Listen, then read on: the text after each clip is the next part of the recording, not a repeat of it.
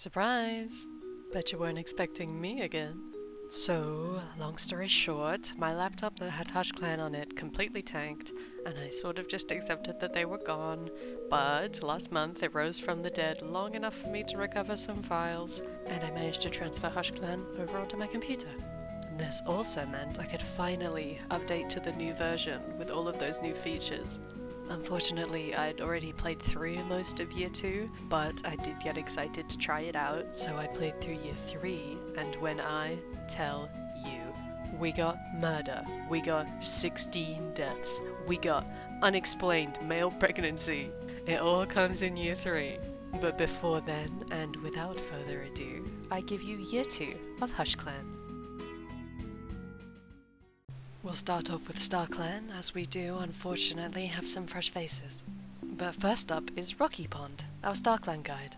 I didn't bother with him in Year 1 since he seemed irrelevant, but this year he actually had a part to play with someone down below. I'm a bit sad there's not much to say about him though, because he has some cool statistics. A lonesome warrior with a deep dark forest bond. How do I get a hold of that? The first to join him was Galekit. Oh, Galekit. Died immediately on the first moon of the year, right at the top of the list. A snake managed to find its way into camp, and impulsive little Galekit didn't stand a chance. Bumblespots took it real hard, his grief just would not shake.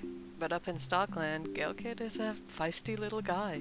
I often find him judging the clan cats for breaking the code rules, which is often. He also has another clanmate up there to keep an eye on him, in Rainblur. Life wasn't fair for Rainblur. For context, he was in the medicine den at the end of Year 1, and the moment he was healed, he went out on patrol with Poppelt and Bluebird, where they found a wiggling, screaming bag with a cat inside. In the attempt to save it, Rainblur was kicked into a tree and his jaw broken on impact. They couldn't even save the cat, but just to rub salt in the wound, Rainblur then died of that broken jaw. He's the one to comfort Galekit when he gets all worked up, since Rocky Pond doesn't really seem to know what to do with a kitten. Back in the land of the living, we return to Houndstar. What the hell is wrong with this guy? He actually made me slack-jawed a few times. Last year, Houndstar and his previous apprentice Ashen Talon did not end the year on good terms, and he was not looking to turn over a new leaf with the arrival of spring. He started to antagonize Ashen Talon in all the little, easily deniable ways he could. Deliberately taking the last of his favorite nesting material, his favorite prey, general complaining. For Ashen Talon, these were at least little aggressions that he could live with, but it just wouldn't stop. Eventually, Ashen Talon began pulling pranks back on Houndstar, and this back and forth became so much that their other clanmates stepped in, taking issue with how Houndstar was treating a cat that he had so much power over. When Houndstar wondered aloud if he was doing a good job as leader, his clanmates were very vocal with a list of complaints on how useless he was. For Houndstar, this at least seemed to be a bit of a wake-up call, because when Bumblespot's kids grew into apprentices, he assigned Drypaw to Ashen Talon. Of course, not before apprenticing Wolfpaw to himself. When sickness swept the camp, and Houndstar and Ashen Talon had to take all of the apprentices out at once, Wolfpaw looked at Houndstar like he hung the stars in the sky, always attentive and eager to impress.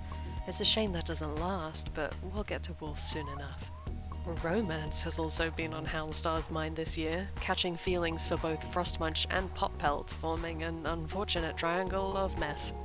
He spent so much time wondering what Frostmunch thinks of mates and staying up late thinking of ways to impress her, all while Poppelt was practically tripping over his own paws for Houndstar, purring at all of his lame jokes.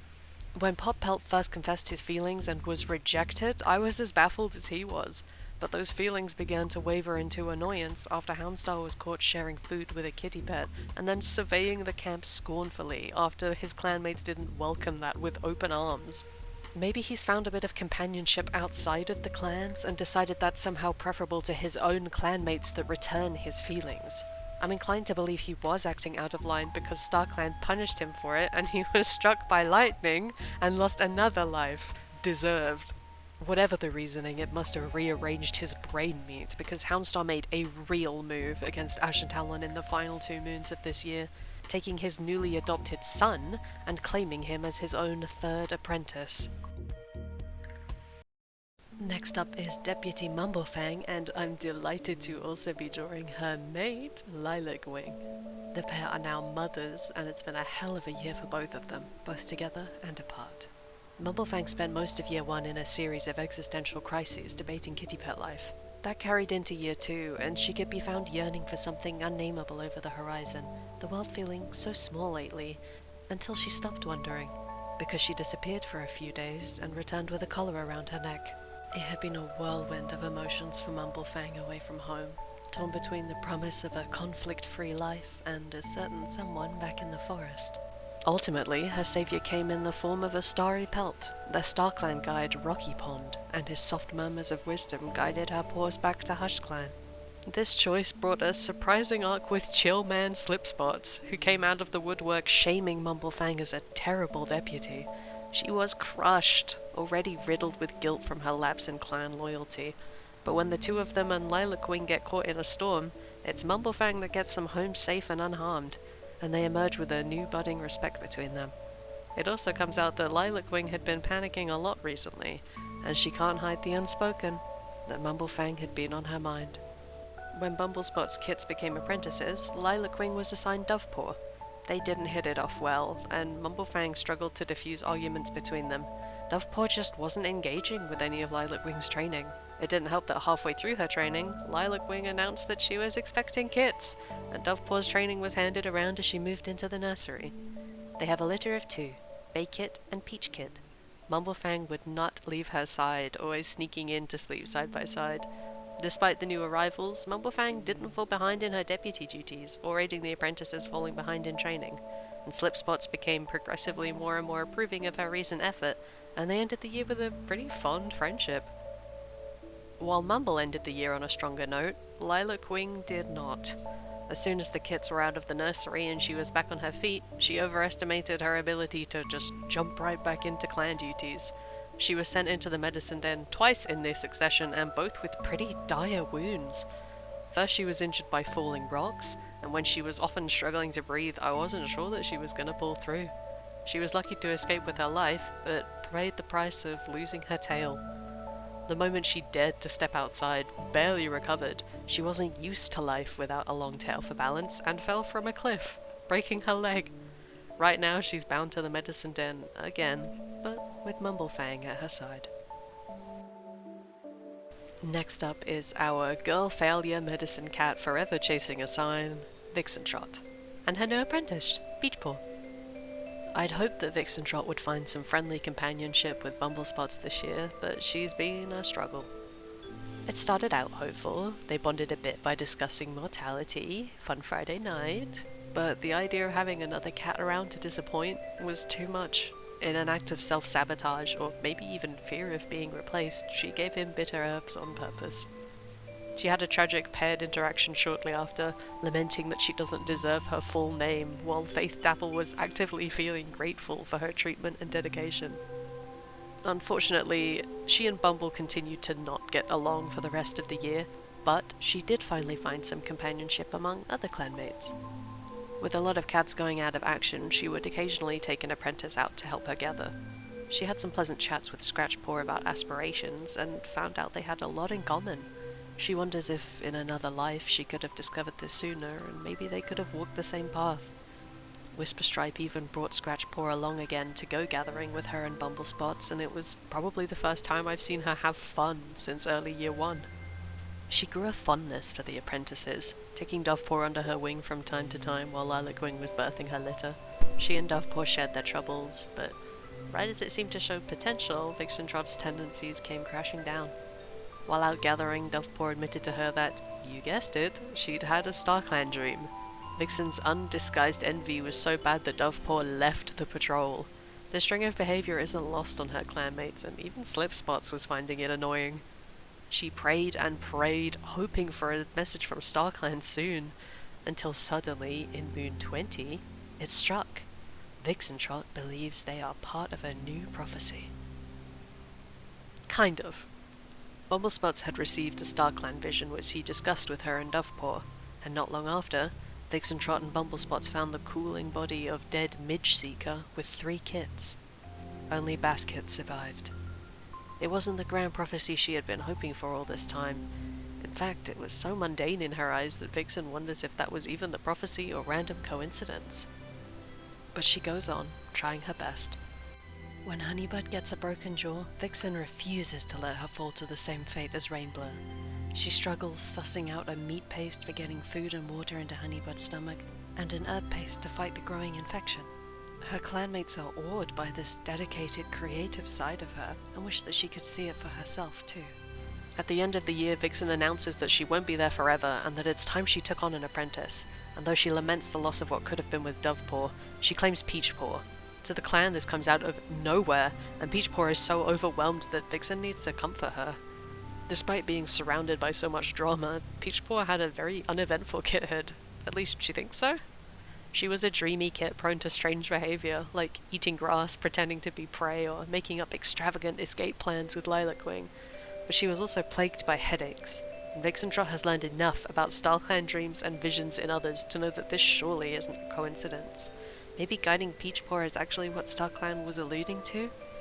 Peachpaw isn't so sure about this path of life for herself. She spent her youth dreaming of exploring the territory with her mothers and exploring like a warrior would. She wishes that Vixentrot would just give her a break. Next is our other medicine cat, Bumblespots. I love this dude. He gives distant, eccentric uncle vibes. Bumble probably had the saddest start to the year, with the untimely death of Gale Kit. Despite the grief, he felt lucky to still have 4 loving kits to care for, and their bond remains incredibly strong through their adulthood. For the most part, he doesn't do much except his job. He thinks about the cats that he's healed, and everyone is grateful in return. Except Vixentrot, who does not like him. He had a couple of moments this year. One moon he insisted that everyone eats chamomile leaves at moon high. I still have no idea why he did that. I wonder if it's something to do with the vision he discussed with Vixen and Dovefall. There is one little thing that might explain better Vixen's dislike of him, and that's that Whisperstripe likes him. Not even romantically, mind you. But their shared herb-gathering frolicking was all fun and games, and seeing Whisperstripe purring at the words of Bumblespots, that'd do it. Bumblespots is naturally oblivious to anything like this. He thinks Whisperstripe is a swell guy. He likes all of his clanmates well enough. He did somehow manage to finish this year with a bang though, as he fell off a cliff and broke his leg. Luckily, Vixentrot and Peachpaw are there to hold his spot, but he's glad for the rest, surrounded by all of his remaining children as they come to visit. He's also the one keeping an eye on Basket. Luckily, he's old enough to eat solid prey, so he doesn't need to worry about finding a surrogate queen for him. But Basket only seems interested in hunting bugs, badger rides from Genji, and playing with Craneport right now, so Bumblespots isn't too worried. I also know what Basket's name is in year 3, and I think it is the funniest possible random outcome. I implore you to guess. What do you think Basket turns into? Frostmunch is so funny to me. She retired immediately on Moon 13. Girl has had enough of being the best at everything, and she leans way into retirement. Houndstar spent all that time fawning over her. Meanwhile, Frostmunch does not give a hoot about that man. She doesn't think about mates. Ever. I love that for her. She had a rocky friendship with Lilac, very on and off. Sometimes they'd get along, but when Lilac turned to her in a time of need, Frostmunch abandoned her. I imagine this was when Mumblefang disappeared. Frostmunch probably had faith that she would return, but in doing so was quite dismissive of Lilac very real concerns. She'd get prompts that she was glad to have Mumblefang as a clanmate, and we love a girl's girl. Frostmunch was also big into being silly with kits and apprentices this year. She was definitely the fan favourite. She could often be found chatting with or having grooming sessions with them and telling scary stories to the younger cats. She especially got along with Drypaw. It was very cute seeing the prompt that they bumped heads. The only nasty interaction that anyone really had with Frostmunch was the controversial newcomer Volspirit. They had a massive argument, and Volspirit said a lot of nasty things to her face. She later mused that she doesn't like how times have changed since he was young, but I choose to interpret that as a cranky, back in my day, kids respected their elders. Oh boy, Whisperstripe. You remember how last year he looked to be a bad boy on a redemption arc? Yeah, about that. In what I now realise was a bit of an omen, Whisperstripe's first prompt of the year was him licking blood from his lips a little too intently. He kept up the image of a good and trustworthy warrior. He led some strong patrols, defended Honeybud from a large dog, but when there aren't eyes on him, Whisperstripe isn't acting like himself. He's been glaring at a certain cat with an odd look in his eye, but only one cat has earned a bad reputation through his eyes at the time, and that was Slipspots. Whisperstripe was emboldened in his choices when Houndstar bestowed him Scratchpaw as an apprentice. It was an unexpected distraction from his usual spiral of thoughts, and he loved training Scratchpaw. Through it, he befriended Bumblespots, and it was nice to see Vixentrot smiling again. It isn't lost on him that Vixentrot is still head over heels for him, but while there is a part of him with lingering feelings, when they do get the chance to go collecting together, it feels like they have nothing in common anymore. And as the year progresses, Whisperstripe begins to act strange. He starts talking to himself. He starts disappearing. Often. While out on a duo patrol with Slipspots, the two got stuck in a cave, and I was a little nervous that only one of them was going to come home. But Whisperstripe was forced to push his distaste aside to huddle for warmth. When he hopes that Houndstar has noticed his improvement, it makes you wonder, is he appealing to the worst side of Houndstar? Whatever it was, it worked, because as soon as Scratchpaw received his warrior ceremony, Whisperstripe was given another apprentice in Cranepaw, but Houndstar's influence seems to be growing. While out in the territory, Cranepaw admitted that they had a conversation with a kitty pet on patrol yesterday, and didn't know whether being friends with a kitty pet was disloyal to HushClan. Whisperstripe, angered, snapped that if Cranepaw wants to be friends with a soft kitty pet, they can go and become one, because HushClan doesn't need cats like that. During their next battle training session, Whisperstripe drew blood and coldly stated it was an accident. I'm curious what he's been doing sneaking out so often, if not to see a kitty pet. What do you think he's been up to? Cranepaw only arrived in the last couple moons of the year, so there's not much to say about her. She was dropped off by a loner and likes to guard the nursery. There's only one kit inside, but they formed a sweet little friendship, and Cranepaw can't wait for Basket to graduate into an apprentice so they can go and explore together. Next is our brash and brave warrior, Poppelt. He continued his streak of always somehow being present for all of the important patrols, and he also carried some hunting patrols when the clan was struggling to find enough food for all of the new mouths to feed at the end of the year. We already covered it a little at the beginning of the video, but Houndstar? Really? Of all the men to catch feelings for? He's feeling pretty rough right now, dealing not only with the rejection of a cat who was clearly showing mutual interest in him, not only watching Houndstar continue to pine after their mutual friend who shows no interest in return, but to then also find out that he's been secretly sharing food with a kitty pet, all while Poppelt has been carrying this clan on his shoulders away from starvation.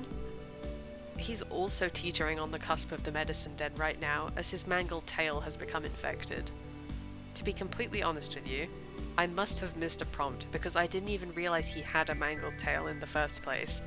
He was part of the patrol where Rainblur got his broken jaw, so maybe it happened during that scuffle and I just missed it beneath the looming shadow of Rainblur's head getting busted open. Sorry, Poppelt. I genuinely hope he moves on from Houndstar unless he gets his act together, because Poppelt has been the backbone of HushClan during Houndstar's dreadful behaviour, and he deserves better. I never expected Slipspots to become a vocal member of the clan, especially as opinionated as he is. He might come off as a little rude sometimes, but honestly, I actually really like the place he's taken. He's been responsible for cats getting their lives together. He helped set Mumble back on the right path and formed a really wholesome friendship with her, and he seems to be trying to urge Vixentrot back into sensible behaviour. I do worry about him and Whisperstripe though. He's not a vindictive cat. He's only harsh because he wants cats to better themselves, and he was willing to huddle for warmth during that snowstorm, but I can't help but think Whisperstripe may not be willing to be helped if he's under the influence of a questionable leader. Otherwise, Slipspots has just been doing what he always does. Biggie chillin'. Towards the end of the year he had a nightmare involving a two-leg trap, but let's hope it's just a bad dream and not an omen of what Whisperstripe has been sneaking out for. Ordinarily, I would draw the mediators separately, but I'm adding Faith Dapple in here beside Genji because these cats were just such an important part of each other's lives this year. Otherwise, Faith Dapple has very little going on this year. I finished this year before the game got really updated with all of the detailed interaction stuff, so I haven't been manually using the mediators at all and sort of just letting her do her own thing. She seems to have decided Houndstar and Ashen Talon are a lost cause, moving on to worrying about other cats instead. She had a part to play in Genji's life this year, when the warrior found themselves at their lowest point in their life, lashing out at anyone who dared try and get close. Faith Dapple refused to give up. She knew Genji deserved a second chance, and the strides that he made after her help were palpable. They were even friends by the end of the year, and it was nice to see Faith Dapple interacting with someone outside of work for once. Genji had a very subtle arc this year, but honestly, maybe my favourite. He's been grappling with a lot this year, trying to find his place in a clan he had come into kind of against his will, and immediately grappling with grief. He wasn't looking hopeful at the beginning of the year, with a lot of petty arguments across the board with anyone that crossed paths with him. His only semblance of a friend was Rainblur, but we all know how that turned out. That really seemed to be the final straw for Genji, and for a while he was always looking generally glum. Faith Dapple was the only cat to see Genji for what he could be, and as it turns out, all Genji needed was for someone to believe in him. After the two began spending time together, he started joking around and befriending the elders. He helped smooth over disagreements between clanmates, usually including Volspirit, and when a patrol crossed paths with Wet Clan, Genji took control and managed to improve relations. He began taking pride in setting good examples. As it turns out, Genji's actually a pretty agreeable, charming cat. He even tried befriending Volspirit despite their suspicious reception. Genji seemed, at least on the surface, unfazed by their sharpening of claws and being rude in reply. He still misses kitty pet life sometimes, even if he won't admit it, especially with the questionable kitty pet interaction some of his clanmates have been taking, but Genji finished this year feeling content, and that's all I could ask for. Honeybud and Bluebird may still be joined at the hip, but their lives are taking such different directions that I'm not sure it will last. Honeybud is still very touchy and reserved about her origins, spending nights stressing over possible disasters, and I can't help but wonder what on earth so desperately needs hiding. She hisses when Ashen Talon reaches out asking about where she used to live. Honeybud was part of the patrol that brought in Kong, another kitty pet. Despite her hostile nature, she was a very strong advocate for Kong, given how taboo kitty pets seem to be becoming in HushClan. Even though the two never became friends, Honeybud always has his back from afar. Perhaps ironically, Kong absolutely thrives and doesn't end up needing her support at all, and it leaves a bittersweet taste in her mouth. She can't wrap her head around why she's struggling to let herself fit in. To make matters worse, she also receives a broken jaw from a kitty pet in a bag, and when Vixentrot pours so much into helping her, refusing that fate of Rainblur, Honeybud is overwhelmed. She spent so much time pushing her clanmates away, and yet they repay it with such kindness and dedication. Alone in the medicine den, feeling herself distancing from Bluebird, her only companion, Honeybud prays to StarClan for guidance. She convinces herself that she wants to be alone. Bluebird, meanwhile, has not only stepped out from Honeybud's shadow but leapt from it. Bluebird became an outspoken, notably loud and ambitious cat. It all began when her patrol was ambushed by rogues, and her confident lead diffused the situation and diverted the starving cats away. It lit something in her chest. On the Pine Clan border, another of her patrols encountered Volpaw, desperate to join. Bluebird took the initiative, eager to steal them, and her efforts were rewarded when Houndstar appointed her as Volpaw's new mentor. She seems to be getting a bit big for her boots, though. She was caught by a Juniper Clan cat, the ones we were at war with, mind you, hunting a rabbit on their territory, and is ending the year stuck in the medicine den after landing wrong and spraining something while out with Wolfshine. Thankfully, he was polite enough to offer her a shoulder to limp home on. Ashen Talon has had a stressful year. Being a protagonist wasn't in the cards. He's been having a pretty awful time. Beneath Houndstar's relentless wrath, Ash can see the real issues brewing beneath his leadership. Juniper Clan's medicine cats came pleading for herbs, a perfect way to improve relations after the war, but they were turned down without reason. When the clan is struggling to find enough food, he recognizes that the rogues ambushing their patrols are starving. There isn't enough food even outside their borders. When Ashen Talon finds a Juniper Clan warrior wounded in HushClan territory, he takes mercy and escorts them home. He's shocked when Houndstar appoints him Drypaw. He'd assumed that Houndstar would take every measure to make sure he could never be viable for deputy. But even then, Houndstar isn't exactly hands-off with Drypaw's trading. Drypaw doesn't react to Ashen Talon's praise. He's immediately seen speaking with a kitty pet. When he expresses wanting to impress Houndstar immediately after the leader complains about Ashen Talon being unhelpful, his pelt burns with humiliation. Even after Drypaw graduates, their relationship doesn't improve. He's cold, pretty rude in fact, not even bothering to thank Ashen Talon for his training. While he remains pretty cool and level-headed on the outside, Ashen Talon is stressed out and hopes that StarClan will see to things. When he finds Olive Kit, the world seems to take colour again. He takes him in as his own immediately, and there's finally some light in his life with a cat that Houndstar hasn't sunk his claws into. That is, until Houndstar gives himself Olive Paw. He feels sick to his stomach when Olive Paw excitedly recounts Houndstar taking him out to visit an eagle nest, undoubtedly the same one that took Houndstar's first life. What kind of sick game is he playing? He tries to distract himself with warrior duties, but lately it feels as though his clanmates aren't looking at him as fondly as they used to. Is he supposed to just let Houndstar walk all over him? Olive Paw is psyched to be here, and beneath their leader no less. It will be a battle of will between father and mentor, I fear, as Houndstar is already starting to influence him for the worst.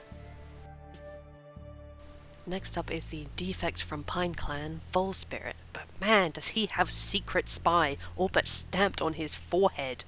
He showed up at the border begging to be taken into HushClan, and was taken in so eagerly that it was almost too easy.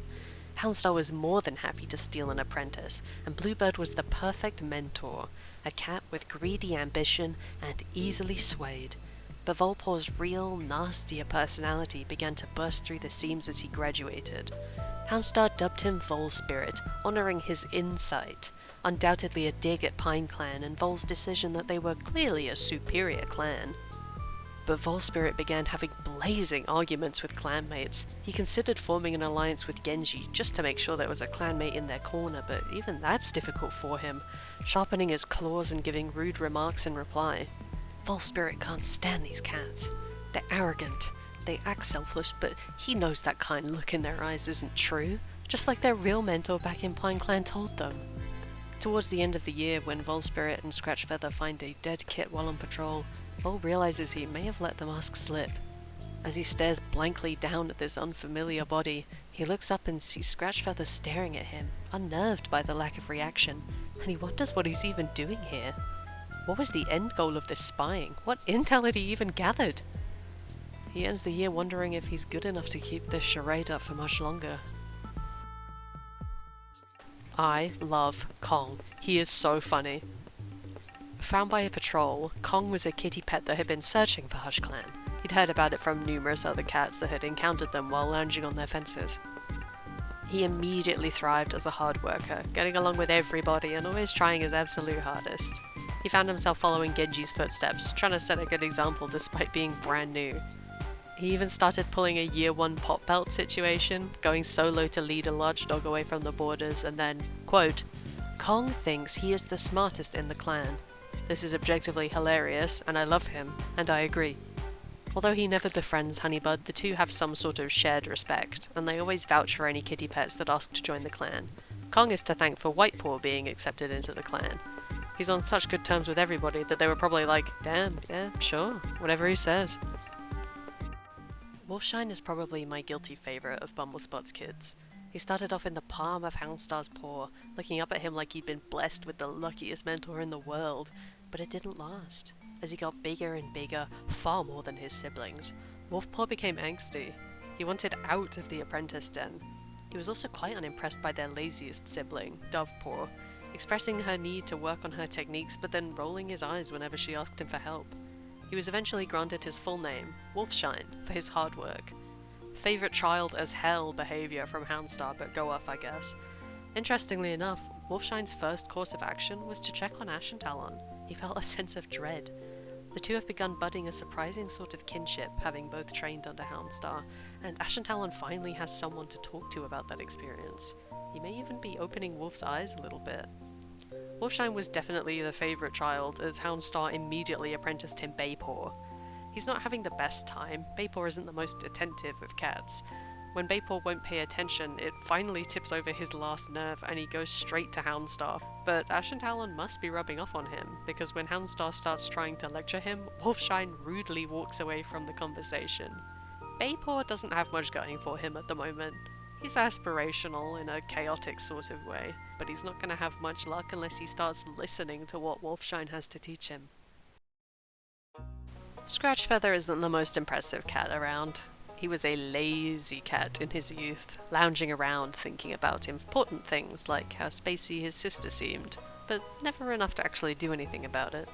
It wasn't until his apprenticeship that Scratchpaw really began to find himself. Whisperstripe was a wonderful mentor, full of energy and determination, and Scratchpaw thought he was so cool. Their outing with Vixentrot gave him opportunities to reflect on his ambitions and form good relationships with his clanmates. When he graduated, he was given the name Scratchfeather for his intensity, and by the stars did he run with it. He could often be found telling very exaggerated stories about what he got up to on patrols, or wild crazy things he'd seen while peeping into Two-Leg Place. His unnerving experience with Volspirit marked a bit of a turning point towards the end of the year, a rude awakening that, hey, maybe HushClan isn't full of awesome, trustworthy cats. The way Volspirit just stared, it made Scratch's skin crawl beneath his pelt. He ended the year with a strange, uncharacteristic string of behaviours, like eating a mouse while on patrol while the clan was actively threatened by lack of food. But he also recruited Mumblefang into a scheme. It was the end of the year, so nothing came to fruition yet, but could he maybe be the first cat catching on to Volspirit's act? Dovefall, to me, is a tragedy, or what should have been but will seemingly never be. She was a strange kit, any cat could have told you that. But when she was apprenticed to Lilac, it became truly obvious that something wasn't right. She always felt gloomy, she struggled to engage with Lilac's mentoring. It was nothing against Lilac. She tried to tell her that, but it always ended in arguments. Why couldn't she see that Dovefall was trying? Sure, her siblings checked in on her sometimes, but it always felt pitiful or embarrassed to be associated with her. When her training was passed about between other cats, she felt like she may as well be written off as a lost cause. Until Vixentrot began taking her out. Suddenly patrols were fun, interesting. She really connected with an older figure in her life outside of her father. When she's struck with a strange dream, she's so excited to share it with Vixentrot. But she doesn't seem happy for her. She seems angry. Dovepaw's walls come surging up to protect herself from another shattered mentorship, and she flees back to her family for comfort. She watches bitterly as Vixentrot claims Peachpaw as her apprentice. She can't make herself cheer. That should have been her, she realizes, but it's too late. The next moon she gains her warrior name. Dovefall, for her loyalty, standing as a loyal warrior. Not a medicine cat, but that's just how things had to be. Drywing is like our Icarus. He flew too close to the sun with his wax wings and plummeted. Though he was given to Ashen Talon, Houndstar was the one he wanted. Every complaint and spread piece of gossip that Houndstar spread about his mentor, Drypaw drank it up. He was almost embarrassed to have Ashen Talon as his mentor. He always did his best in training, but not to please Ash. He would ignore his praise and turn to Houndstar, and decide not to see the distraught look in his mentor's eyes. He can't live with a paw in each world though, and his constant ignoring of Ashen Talon leads him to slowly fall behind in his training. When he almost eats an infected rabbit, Mumblefang has to step in. She offers to help, but he's not interested in anybody's help except Houndstar. Houndstar awards him his warrior name, Drywing, for his evenness. Now that he's a warrior, getting Houndstar's attention became impossible. He moved on to a new apprentice so fast, and Drywing bristles with envy. For the apprentice with Houndstar's attention, or for Houndstar not deeming him worthy of an apprentice, he isn't sure. He becomes rude and cold and doesn't thank Ashen Talon for a moment of his time. Drywing has dedicated his life to chasing Houndstar's approval. He has no friends outside of his father and siblings. He's burnt too many bridges. He seeks company outside of the clan, chatting with loners instead. Something isn't right here. Something isn't right with White Ekko. In Moon 18, a patrol comes across a self-proclaimed kitty pet eager to join the clan. A kitty pet named Whitepaw? Something doesn't sit right with Mumblefang, but with so many clanmates out of action they were desperate for another capable set of paws to hunt. Bluebird was more than happy to take him on for the last couple of moons, since Whitepaw was almost fully grown when they found him, and shockingly capable. Unfortunately, Bluebird isn't the best influence, and she teaches him to be more likely to break rules that don't suit him. Despite this, Whitepaw is named White Ekko, for his honesty. Was this an ironic choice from Houndstar, or was it a threat? My eyes are on you. But their name and ability isn't the only questionable thing about White Ekko. They take their first patrol with the other new warriors, and White Ekko tries to tell a story about their ancestors. White Ekko, how do you know all that if you were a kitty pet until a moon ago? Before they've said enough to raise questions, Drywing pulls him aside to coldly tell him to focus on their duties. He hasn't done anything malicious like Volspirit. He hasn't done anything, but something isn't right. I'm keeping an eye on him. And that's all she wrote. Thanks so much for coming back for year 2. 29 cats, could you believe it? I would love to know your favourite, and what you think Basket is named. If you're all still interested in a year 3, I'd love to do it. I've already noted down all of the events. But most of my free time goes to my webcomic, Onyx Crest. And thank you to everyone who's come over to read it. We've hit 400 subs across all platforms, and I'm loving working on it. If you haven't joined us already and you love nostalgic, colourful fantasy wolves or supernatural political dramas, I would love to have you. But that's all for now. See you next time.